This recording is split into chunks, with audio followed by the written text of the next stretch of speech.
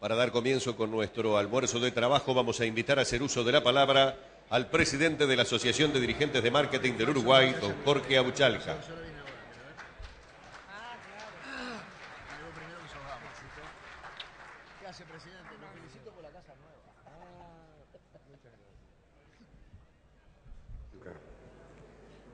Señor Vicepresidente de la República,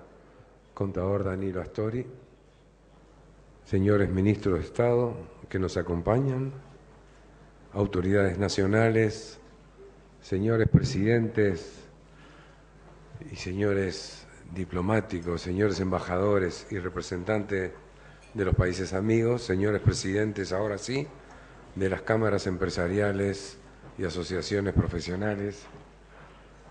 señores de los medios de comunicación, autoridades y estudiantes de la Universidad de la Empresa, queridos consocios, señoras y señores, reciban por mi intermedio una cálida bienvenida en nombre del Consejo Directivo de la Asociación de Dirigentes de Marketing del Uruguay, en nuestro segundo evento realizado acá en Punta Cana, lo cual agradezco a las autoridades y a la gerencia por la disposición hacia nosotros para que esto salga muy bien, a gusto de todos ustedes. Regresé el domingo de Buenos Aires, donde estuve reunido con la Asociación de Dirigentes de Empresas, con la Confederación de Asociaciones de Dirigentes de Empresas, con la Asociación Argentina de Marketing, con el doctor Roberto Labaña y con la doctora Elisa Carrió, a los cuales invité a venir a nuestro país y casualmente recibí por parte de todos ellos algo que, Juan Salgado, un beso, algo que no es que me haya llamado la atención, pero quiero transmitírselo porque todos me dijeron, ustedes tienen un país en serio. Y eso no me lo dijo una persona, me lo dijeron más de 20 personas. Y el hecho de decir, nosotros tenemos un país en serio, más allá de las divisas, corresponde reconocerlo, si es que nosotros entendemos que tenemos un país en serio. ¿Y saben por qué es un país en serio? Porque acá está el gobierno en pleno y quien va a hablar con nosotros es nada más ni nada menos que el ministro de Economía, que pone la cara y le habla al pueblo uruguayo. Bien, eso.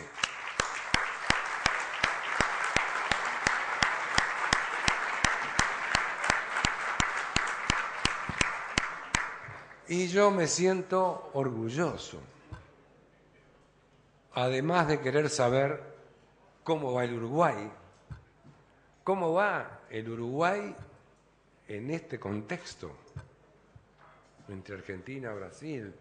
con una Europa que está tratando de recuperarse, con un Estados Unidos que nos está ofreciendo cosas y con un ministro de Economía que lo invitamos para que nos dijera todas esas cosas. Así que yo a ustedes lo que les digo es gracias por escucharnos, gracias por compartir este evento y entonces quiero invitar al señor ministro a hacer uso de la palabra, no sin antes testimoniar su presencia con dos cosas, una obra de un artista uruguayo y un aplauso de todos nosotros.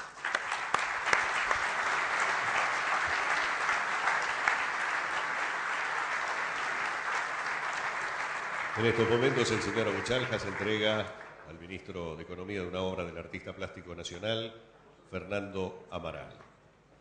Invitamos a hacer uso de la palabra al ministro de Economía y Finanzas, economista Eduardo Lorenzo. Bueno, muy buenas tardes a todas y a todos quienes nos acompañan. Siempre es un gusto participar de estos almuerzos que organiza ADM y de tener la oportunidad, que siempre tiene un valor muy especial en este ámbito y acompañado de quienes participan de estas instancias, para poder conversar distendidamente acerca de ¿cuáles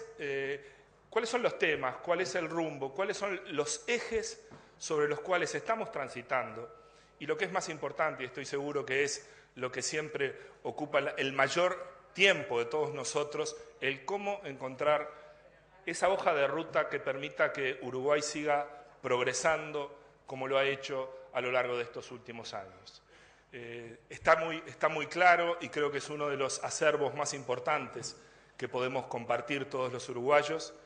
y es que en estos últimos tiempos hemos recuperado la confianza, y esa recuperación de confianza tiene, me parece, una significación muy especial, porque tiene un relato histórico que no estuvo cargado de confianza en nuestras fuerzas y en lo que podíamos hacer, y porque además, en los últimos tiempos, esa confianza ha multiplicado el número y la calidad de los actores que son parte de este proceso de mejoras económicas y sociales que el país ha recibido. Claramente nos encontramos en una etapa en la que podemos mirar al futuro distinto que como hemos mirado en otras circunstancias, y no porque estemos en un contexto menos incierto, más desafiante y con esa suerte de mezcla entre oportunidades, desafíos y riesgos en el cual normalmente vivimos los ciudadanos de este país, pero ahora sí con la idea de que hemos logrado transitar en estos últimos años por un sendero que, si logramos mantener y si logramos que este proceso que estamos viviendo se proyecte hacia el futuro, sin lugar a duda redundará en mejoras para las condiciones de vida de toda la gente que vive en este país, y eso yo creo que es algo que nos llena siempre de satisfacción. Indudablemente estos últimos tiempos han estado marcados desde el punto de vista de la realidad económica del país por esa noticia que hace 2 o 3 semanas atrás ocupó bastante espacio en los medios y bastantes declaraciones públicas de parte de responsables gubernamentales uruguayos y de analistas nacionales y extranjeros, y tiene que ver con que una de las agencias calificadoras de riesgo, Standard & Poor's, mejoró la calificación crediticia del Uruguay, y ahora en esa mejora por primera vez Uruguay recobraba el grado inversor que había perdido allá por algún momento de aquel trágico año 2002. Claramente esta significación que implicó que Uruguay accediera o reaccediera a detentar el grado inversor requiere de algunas precisiones que yo quisiera que sean el inicio de mi presentación. Y la primera de ellas tiene que ver con que cometeríamos un grave error todos los uruguayos, formen parte del gobierno o formen parte de esos colectivos en los cuales probablemente están depositadas las posibilidades de progreso del país. Si nosotros creemos que el haber recobrado en una agencia calificadora de riesgo el grado inversor es una estación terminal, yo creo que nos equivocamos. Creo que si el estado de ánimo que domina sobre nosotros ante este acontecimiento es el de repasar una historia y creer que lo que estamos haciendo es saldar tan solo un episodio de una historia que implicó muchos años de sacrificio y muchos años de trabajo y de reducción de vulnerabilidades para volver a detentar este grado inversor, también nos equivocaríamos. Porque eso estaría significando algo que creo que tenemos que tratar de apartar de manera significativa e importante de nuestro modo de razonar. En primer lugar, lo que los uruguayos tenemos que aspirar no es a que una o todas las calificadoras de riesgo crean que somos un país que merece una calificación crediticia de grado inversor. Tenemos que pensar que eso es tan solo un eslabón en lo que se refieren a las señales que el país ha gestado y puede seguir gestando para mejorar su reputación, su credibilidad y el respeto internacional que nos hemos ganado en buena ley. Y me parece que este es una forma de leer los acontecimientos que tiene que estar hoy impregnado en las conductas, en las acciones de todos nosotros. No llegamos a una estación que era nuestro destino. Trabajamos mucho, se sacrificó mucho, mucha gente para llegar a estas circunstancias, pero de ninguna manera podemos pensar que esto implica bajar los brazos y creer que una vez que se han cumplido un conjunto de requisitos, que normalmente son los que son evaluados para tener la calificación crediticia que una agencia calificadora de riesgo le ha dado a nuestro país, que eso es todo lo que aspirábamos. Yo creo que ninguno de nosotros, ninguno de los que estamos en el gobierno y ninguno de los uruguayos piensa que esa es una estación terminal. Este es tan solo un eslabón que yo prefiero leerlo de la siguiente manera. Es un estímulo a continuar haciendo algunas cosas que hemos hecho que explican por qué hemos transitado este camino de esta manera y por qué hoy hemos merecido este reconocimiento y merecido el reconocimiento a todo un trayecto que nos ha traído hasta estas circunstancias económicas, políticas y sociales actuales. Pero la aspiración tiene que ser necesariamente ir a más. Y no ir a más estrictamente porque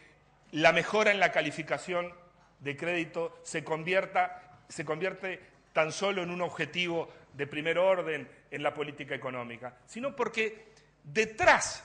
de los fundamentos que tienen estas calificaciones crediticias hay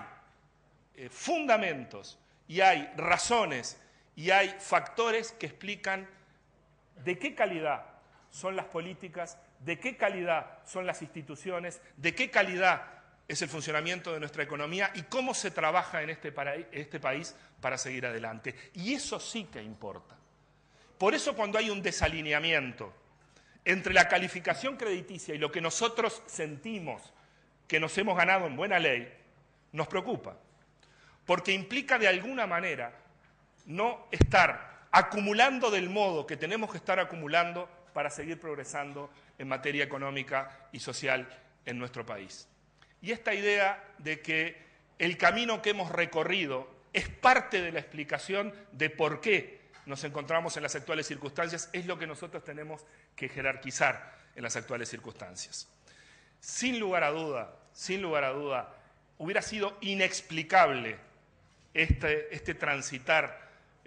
hacia recobrar la calificación crediticia que el país tiene hoy, si no tuviéramos una economía en crecimiento y con perspectivas de crecimiento. Me parece que esto es un hecho que después de prácticamente casi una década de crecimiento continuado de la economía, puede haber un momento donde perdamos la evaluación de la importancia, de la significación que tiene para una economía, y en particular para una economía como la nuestra, tener un largo y prolongado periodo de crecimiento elevado. Cuando nosotros perdimos el grado inversor, en aquellas circunstancias, en el año 2002, no solo que ocurrieron un conjunto de acontecimientos que estuvieron fuera de nuestro control, llevábamos más de 3 años sin crecimiento económico. Y sin lugar a duda, si uno quiere evaluar la capacidad de enfrentar sus obligaciones y cumplir con sus obligaciones de cualquier actor, sea un gobierno, una empresa, una familia, la situación en la que se encuentra, si está prosperando, si está creciendo, si está avanzando, es absolutamente fundamental. Parece que en determinadas circunstancias, si las calificadoras de riesgo han dejado de poner el énfasis en los aspectos vinculados al crecimiento porque los dan por descontado, parece que esos temas pasaran a un segundo nivel, y no es así. El pilar quizás más importante de todo este reconocimiento y de toda esta trayectoria que ha tenido la economía uruguaya es haber asegurado un crecimiento estable, duradero y con perspectivas para la continuidad del mismo. Claramente no hubiera sido posible, y esto me parece que es importante reconocerlo, no hubiera sido posible recuperar la calificación crediticia si no tuviéramos un conjunto de políticas sólidamente asentadas desde el punto de vista macroeconómico y financiero. Sería absolutamente impensable e injustificado por cualquier calificador de riesgo que a un país frágil fiscalmente y débil financieramente se le otorgara una calificación crediticia que le da garantías a los operadores de mercado respecto a la capacidad de repago. Por eso a veces cuando uno asiste al debate sobre la orientación de las políticas macroeconómicas, de la política fiscal, de la política financiera, y siempre hay entre nosotros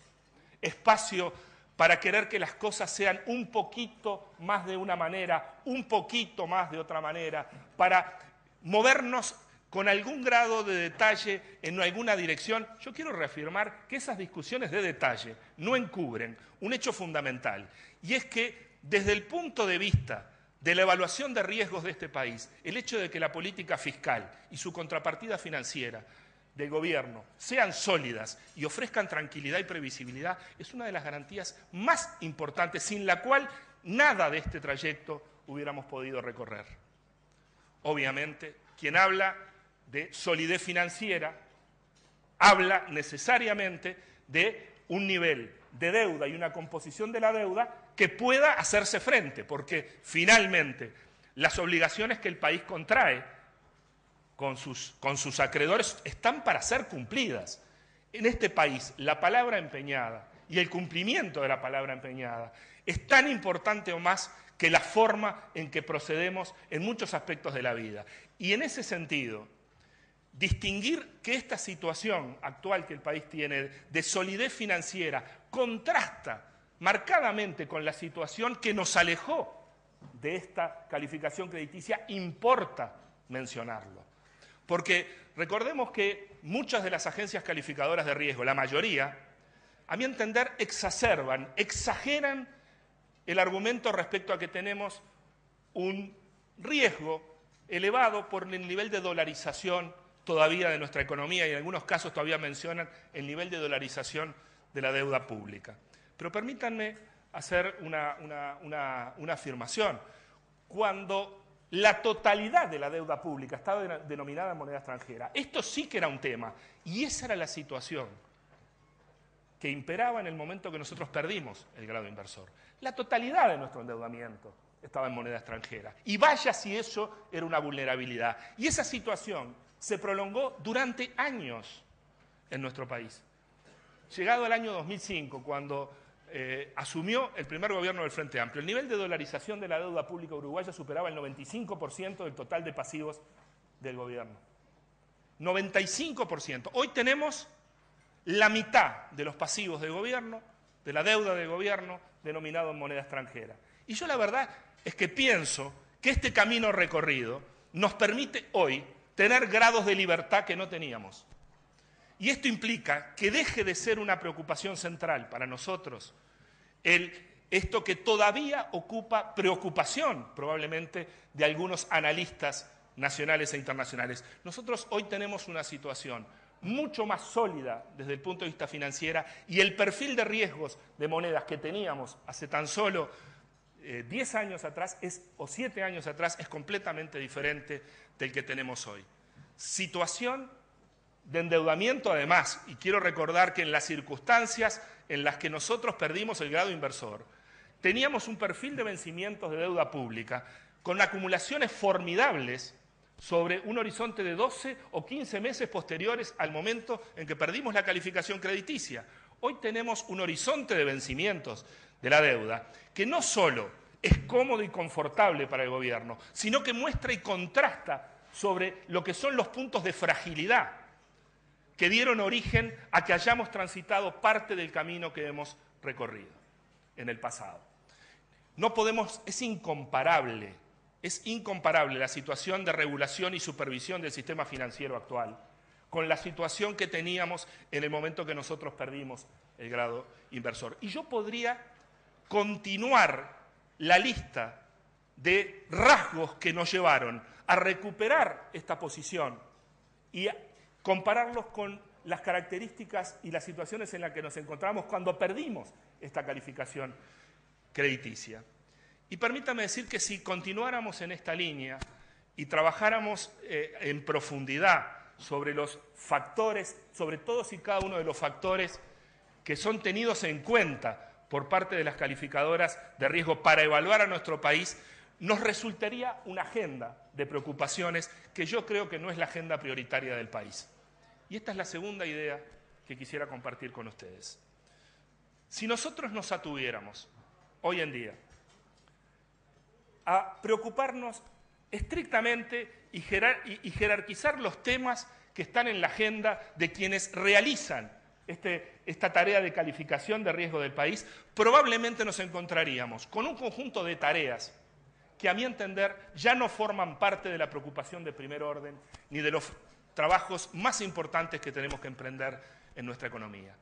Si nosotros nos concentráramos en la agenda de vulnerabilidades que teníamos hace algunos años, creyendo que no hemos avanzado nada, cometeríamos un grave error.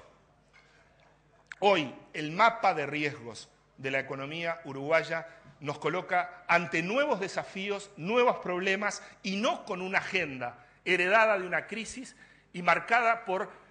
retrocesos económicos, sociales, financieros y de toda índole que vivió nuestro país. Y me parece que esta idea en sí misma, la idea de que tenemos hoy una agenda mucho más relevante que la que hemos estado tratando de recorrer estos años, reduciendo vulnerabilidades, que vaya que si las teníamos, es uno de los aspectos que tenemos que tener más en cuenta para el futuro. Porque el desafío central de nuestro país hoy es consolidar todo aquello que hemos logrado construir y ir hacia una agenda, desplazarnos hacia una agenda en la que verdaderamente los factores que tienen más que ver con el bienestar de nuestra gente y el futuro del desarrollo de nuestro país ocupen un lugar mucho más importante. Permítanme decir que si nosotros pudiéramos hacer de la estabilidad macroeconómica, de la estabilidad monetaria, de la estabilidad financiera, de la estabilidad del sistema de medios de pago,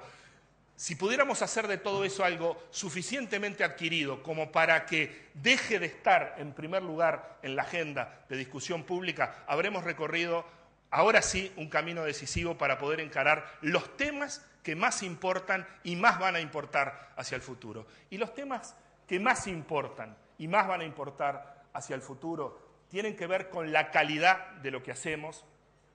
y con la forma en que hacemos las cosas para poder competir y progresar mejor en un mundo cada vez más desafiante. Si nosotros no logramos,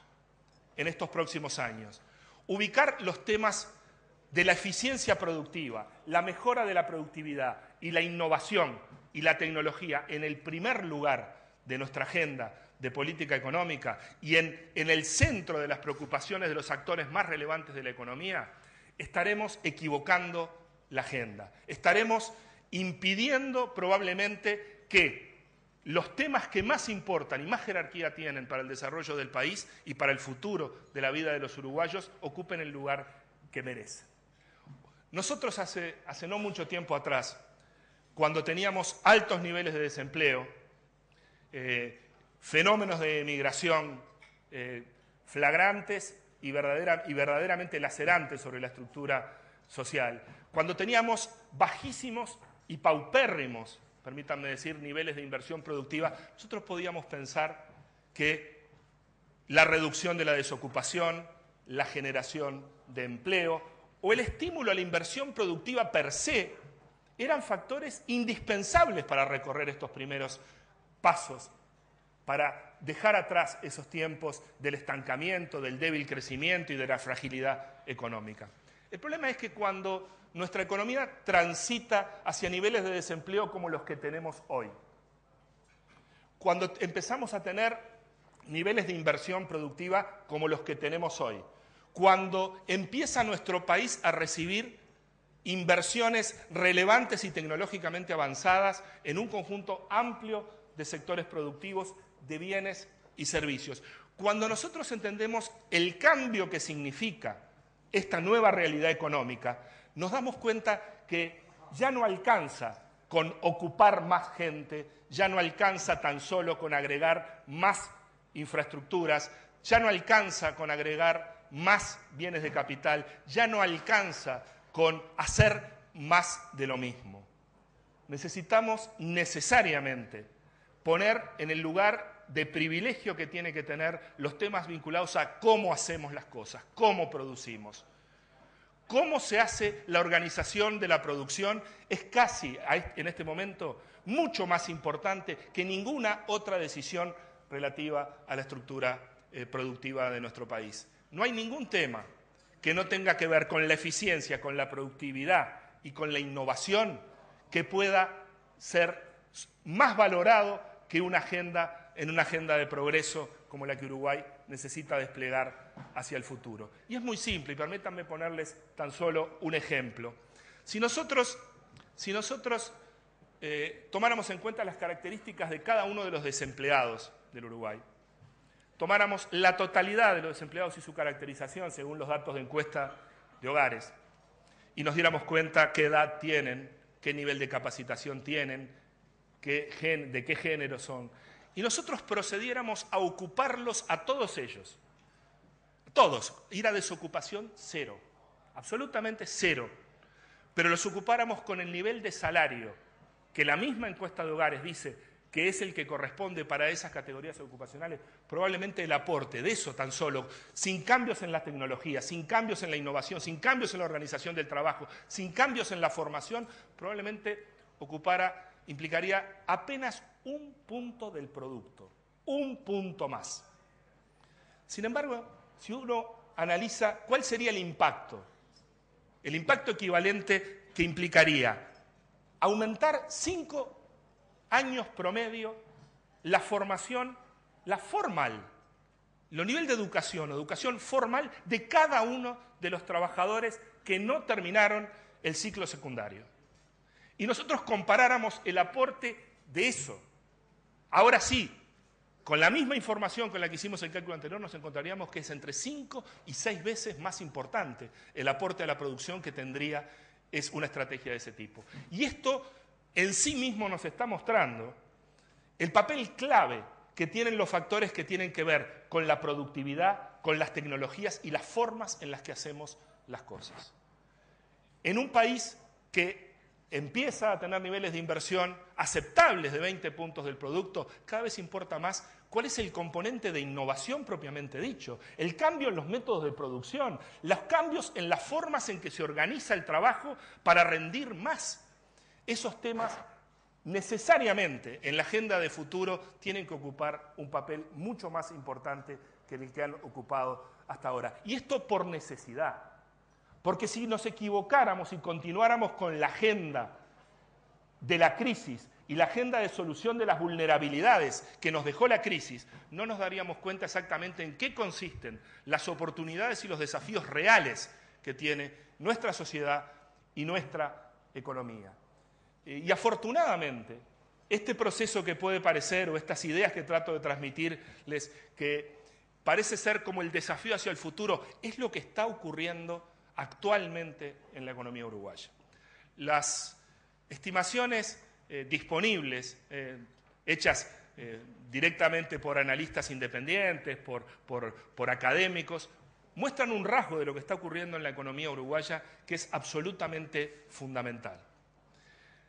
No solo estamos creciendo el doble o algo más del doble de lo que crecíamos en el pasado, sino que por primera vez en un ciclo de crecimiento tan importante como este, la contribución de la innovación y de los cambios en las técnicas de producción es casi tan importante como la incorporación de capital pura y dura y la incorporación de trabajo puro y duro. Esto quiere decir que hoy está en nuestro país viviéndose fenómenos de transformación de las formas de producción, cambios en las tecnologías que empiezan a colocar a múltiples sectores y a múltiples empresas muy cerca de los niveles de frontera tecnológica. Haber dicho estas cosas hace un tiempo atrás hubiera sido casi una quimera. Hablar de que Uruguay en múltiples sectores productivos podía estar caminando hacia la frontera tecnológica o incluso propiciando transformaciones muy cercanas al límite de esa frontera tecnológica hubiera parecido una quimera. Y hoy no es así. Y no es tan solo que tenemos algunas anécdotas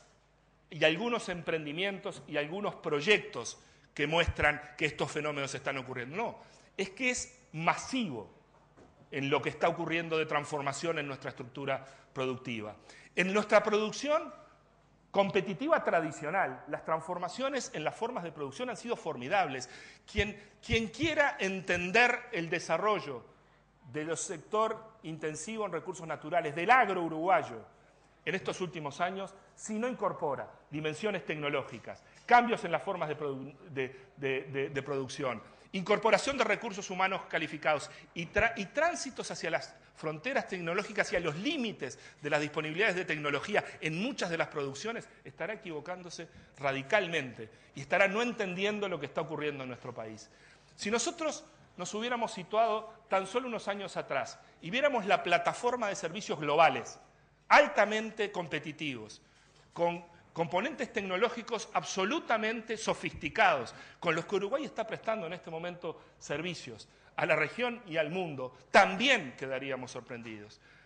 Si nosotros queremos analizar la sofisticación con la que se han transformado la industria turística del país y la forma en que ésta se ha movido hacia aumentar capacidades, pero diversificar también lo que son los componentes de calidad y multiplicar los instrumentos de calidad. Y podríamos seguir con una larga lista de ejemplos que muestran que si queremos entender el proceso que está viviendo nuestra economía en este momento, tenemos que recurrir a estas transformaciones que están ocurriendo en la producción. Y tenemos que jerarquizar en las políticas públicas y en las conductas de los empresarios y quienes toman decisiones de inversión, los papeles decisivos que tienen los proyectos en términos de capacidad de transformación tecnológica y de innovar. Si nosotros logramos hacer que este proceso que hemos observado en estos últimos años, de que el aporte de la innovación, el aporte de los cambios de las formas de producción, sea capaz de aportar lo mismo que todo el esfuerzo que se realiza por parte específicamente de trabajadores y por la propia inversión de capital, habremos dado un salto de gigante en cuanto a lo que es la realidad y el futuro de nuestro país. Nosotros necesitamos que la agenda de la productividad, la eficiencia y la innovación ganen espacio, porque si no ganan espacio vamos a crecer más lento que lo que hemos hecho y el bienestar de los uruguayos va a evolucionar de manera mucho menos importante y mucho menos auspiciosa que lo que haría si nosotros asumimos que esta es la agenda relevante. Esta agenda es no solo hoy una realidad, es el desafío probablemente permanente que vamos a enfrentar en los próximos años. Si seguimos con niveles bajos de desempleo, con niveles elevados de inversión productiva, con atracción de inversión en sectores claves y estratégicos del país. Si continuamos volviendo cada vez más densa nuestra red de producción y mucho más estable el comportamiento de nuestra estructura productiva, sin lugar a duda, la agenda de la productividad y la eficiencia irá ganando cada vez más espacio. Y permítanme hacer dos puntualizaciones finales que tienen que ver con este desafío central que tiene una economía como la nuestra, una sociedad como la nuestra, que puede progresar, que está en condiciones de hacerlo y que puede continuar mejorando su nivel de desarrollo. La primera es que una agenda productiva por sí sola, centrada en la eficiencia, en la innovación, en el funcionamiento correcto de los mercados, preocupándonos porque la eficiencia no sea solo una cuestión de las empresas, sino del entorno en que las empresas realizan sus actividades, estaríamos con una agenda que para una economía pequeña como la uruguaya sería solo una parte del desafío. Porque una economía pequeña como la nuestra, y vaya que se lo sabemos, además de hacer todo esto y hacerlo bien, necesitamos tener mercados. Porque nosotros podemos desplegar las mejores estrategias de mejora de productividad. Podemos dinamizar nuestras empresas, dinamizar los procesos productivos, transformar las formas de producción, ganar competitividad genuina. Pero si nosotros no tenemos horizontes de mercado, verdaderamente mucho de ese esfuerzo no va a poder materializarse. Y por eso, una agenda productiva del Uruguay es al mismo tiempo jerarquizar estos temas que tienen que ver con la productividad, con la eficiencia, con la rentabilidad de los negocios y al mismo tiempo asegurar la existencia de mercados en los cuales se puedan realizar esas producciones. Y esa es una tarea, obviamente, de trabajo conjunto entre el sector público y el sector privado. No es una agenda que pueda ponerse solo sobre las espaldas del gobierno, ni que sea justo que el gobierno decida ponerlo solo sobre las espaldas de quienes tienen que realizar sus negocios. Este es probablemente una de las tareas en las que estamos realizando mayores esfuerzos y en las que tendremos que realizar mayores esfuerzos en el futuro, porque no debemos permitir que el avance productivo que se está registrando y las mejoras económicas y sociales queden obstruidas por razones de insuficiencia de acceso a mercado o directamente inexistencia de mercados en los que realizar nuestra producción. Y este me parece que es uno de los ejes centrales sobre los cuales hay que potenciar esa articulación entre lo público y lo privado en nuestro país. Y el último comentario, que tiene que ver un poco con el inicio, con el camino recorrido,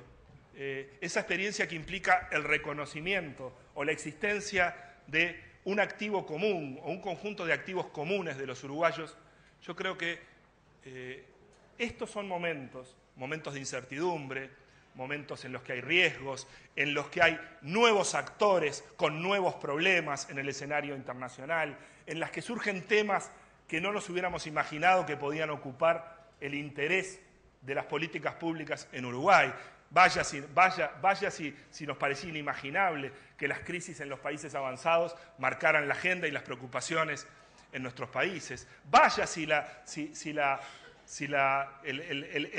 el emerger de nuevas economías que son clientes importantes de nuestros productos y que tenemos que aprender mucho sobre sus dinámicas iba a ser un tema de la importancia que tiene hoy. Vaya si no estamos en un escenario más incierto, con más riesgos, y este es el momento en el cual nosotros tenemos que reafirmar el rumbo.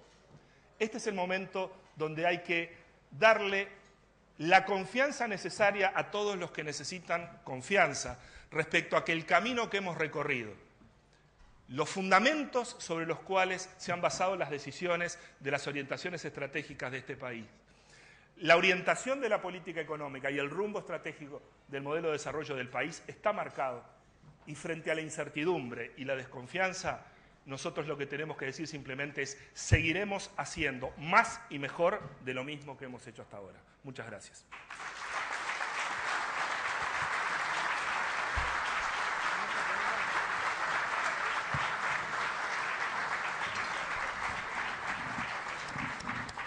Invitamos a los señores moderadores a comenzar con la ronda de preguntas.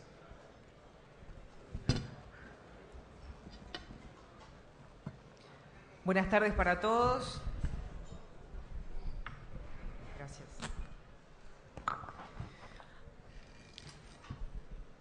Ministro Lorenzo, buenas tardes para todas las autoridades, por supuesto, aquí presentes. Ministro Lorenzo, usted anunció esta mañana el acuerdo de intercambio tributario con la República Argentina, que implica también que se elimina la doble tributación que el Uruguay quería. Además, ese acuerdo no será retroactivo. ¿Podría usted explayarse en detalles a propósito de este acuerdo tan importante para el Uruguay, no? Sí, cómo no. En el día de ayer, en la estancia de Anchorena, se suscribió por parte de nuestro país y Argentina el acuerdo de intercambio de información tributaria y los acuerdos para eliminar la doble tributación, para evitar la doble tributación. Este es un acuerdo en el que están plasmados todos y cada uno de los aspectos que formaron parte de los lineamientos que oportunamente, sobre finales del año pasado, expusimos en el Parlamento de la República, en una sesión del Senado, cuáles eran los criterios que guiaban el proceso de negociación que estábamos llevando adelante, y efectivamente el acuerdo plasma el conjunto de ejes estratégicos que formaban parte de nuestra preocupación. Quiero decir, el primero de todos es que, mientras que las exigencias que se le planteaban al país para pasar a la fase 2 de la cooperación tributaria internacional implicaban firmar acuerdos de intercambio de información tributaria, nosotros habíamos dicho que era estratégico en este caso que el acuerdo contemplara específicamente normativa para evitar la doble tributación y consagrara en el acuerdo normativa específicamente relativa a métodos para evitar la doble tributación. Eso está contenido en el proyecto. Obviamente, como todo acuerdo de estas características, tiene una vigencia a partir del momento en que se hayan cumplido las formalidades requeridas en los ordenamientos jurídicos de cada uno de nuestros países y, por tanto, no podrá ser retroactivo y Uruguay estará obligado a informar y Argentina obligado a informar, como cualquier otro país, a partir del momento en que en los dos países se hayan cumplido el conjunto de formalidades necesarias para que el acuerdo entre en vigencia. Y como no podía ser de otra manera, el carácter no retroactivo de lo que es el contenido del acuerdo está consagrado específicamente en este documento. Hay un par de aspectos también relevantes, alguno que es de índole general, pero que me parece mencionarlo, y es que en estos tratados está previsto que cuando se hacen consultas por parte de una administración tributaria a un país, a otra administración tributaria, a la contraparte, que esos pedidos se hagan específicamente identificando el contribuyente sobre el que se pide información y un conjunto de datos muy específicos sobre los que se identifica el pedido de información. Y no habrá, por tanto, ninguna posibilidad de que haya procesos de búsqueda amplios y de eventuales problemas o eventuales dificultades que puedan tener